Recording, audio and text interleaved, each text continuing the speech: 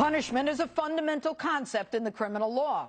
There is disagreement about its purpose. Deterrence, that it discourages some.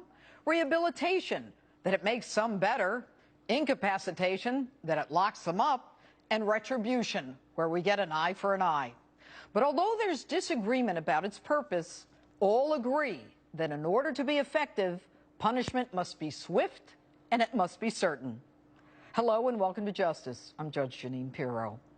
This week, Hillary Clinton agrees to face Congress on Benghazi. And this week, President Obama threatens Syria not to cross his red line. As for Hillary, more than 3 months after the brutal murders of 4 Americans, Hillary agrees to talk about the findings of the very report that she herself commissioned on her very own department and what her very own department will now do to remedy the security problems. So why now? Like a defendant in a criminal case, you wait until everyone else has spoken. There's a CIA timeline, a DOD timeline, sworn testimony from State Department and military personnel. Just about everything is already out. So what's to tell? Is she going to tell us that there wasn't enough security or that we should have done more? Honestly, we're all getting tired of the questions that we already know the answers to.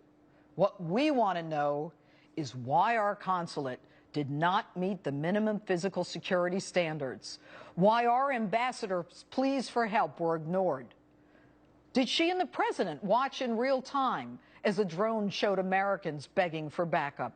Was she in the Situation Room? How about another one of those Situation Room pictures?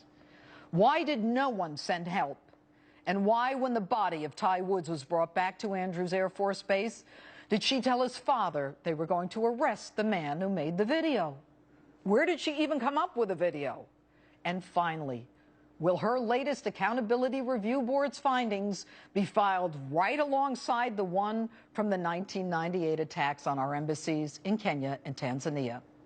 A lot of good that report did Chris Stevens, Ty Woods, Glenn Doherty, and Sean Smith. So here we are 3 months later.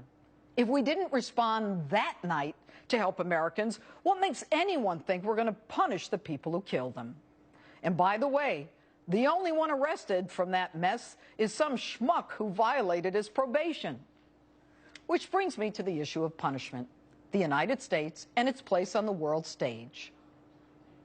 We have been very clear to the Assad regime, but also to other players on the ground, that a red line for us is we start seeing a whole bunch of chemical weapons moving around or being utilized.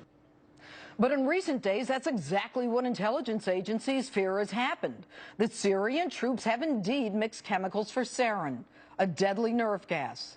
So will the president follow through on his threat? What to do, Mr. President? How about change the red line? The President of the United States has made very clear that there will be consequences.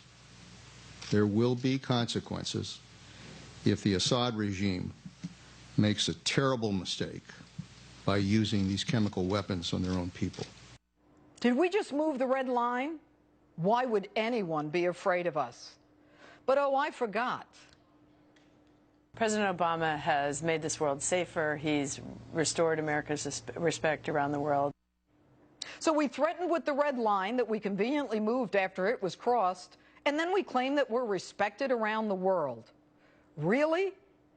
All the while, the Middle East chanting death to Americans, burning our flag while we give them money.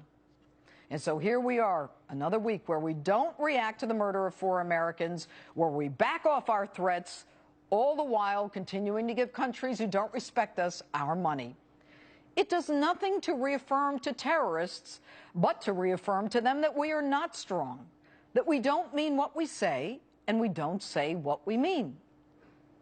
To go to the beginning, punishment, irrespective of its purpose, must be swift and it must be certain. The only thing that's certain right now is that we don't mean what we say, and we don't say what we mean.